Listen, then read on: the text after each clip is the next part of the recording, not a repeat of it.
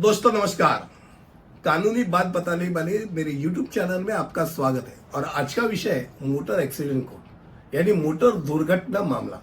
अब मोटर दुर्घटना का दावा जो होता है वो आज के हिसाब में महाराष्ट्र में अगर महाराष्ट्र का विचार किया जाए तो मोटर दुर्घटना दावा न्यायाधिकरण द्वारा चलाया जाता है, जहां मोटर वाहन अधिनियम 1988 के द्वारा एक न्यायाधिकरण बनाया है और वो न्यायाधिकरण के अनुसार उसका न्याय होता है।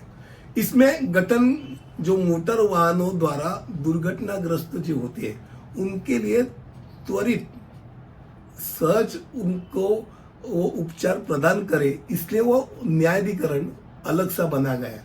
पहले कैसा होता था कि ट्रिब्यूनल होने के पहले सिटी सिविल या स्मॉल कॉज में वो मामला चलाया जाता था, और जैसे अपने को मालूम है स्मॉल कॉज में या सिटी सिविल कोर्ट में बहुत दिन लगते, तो इसमें ये ट्रिब्यूनल अलग सा बना के इनको क्या किया, इनको अधिकार दे दिया, सिविल न्यायालयों का वो अधिकार क्षेत्र इनको दे दिया है।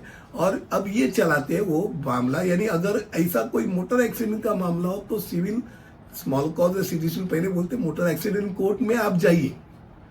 अब अधिकांश कार दुर्घटनाएं नागरिक मामला होते हैं। आपको ऐसा लगेगा अक्सर कि क्रिमिनल है, पर बहुत सारे ऐसे होते हैं कि जहाँ क्षति और चोटें पहुंचाते जाए तो उसके लिए वो पीड़ित को बीमा दावों के द्वारा नागरिकों का मुकदमा चलाया जाता है और उसमें वो मुआवजे मांग सकते हैं, कॉम्पनसेशन मांग सकते हैं। और कॉम्पनसेशन के जरिए अगर कोई गाड़ी का नुकसान हो या खुद उसका कोई नुकसान हुआ है, कुछ पैर टूट गया, हड्डी पसली टूट गई, उसके लिए जो उपचार किया उसका नुकसान भरपाई वो मांग सकता है।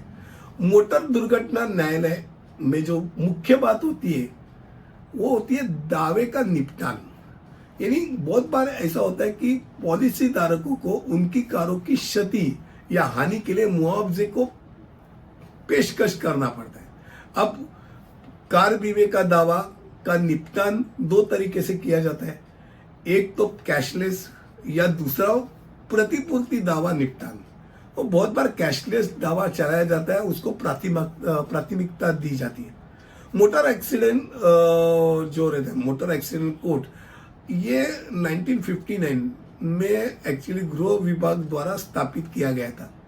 तो पहले शुरुआत में वो ट्रिब्यूनल बहुत छोटा था, बाद में वो बढ़ते बढ़ते आज 8 न्यायालय द्वारा, आज जहाँ वीटी में आजाद मैदान के या वीटी में आपको जहाँ ह्यूमन राइट कोर्ट है या ग्राहक जो स्टेट कोर्ट है ग्राहकों का, उनके साथ वो बैरक्स में 8 न्यायालय है, एक साथ इकट्ठा वो न्यायालय है।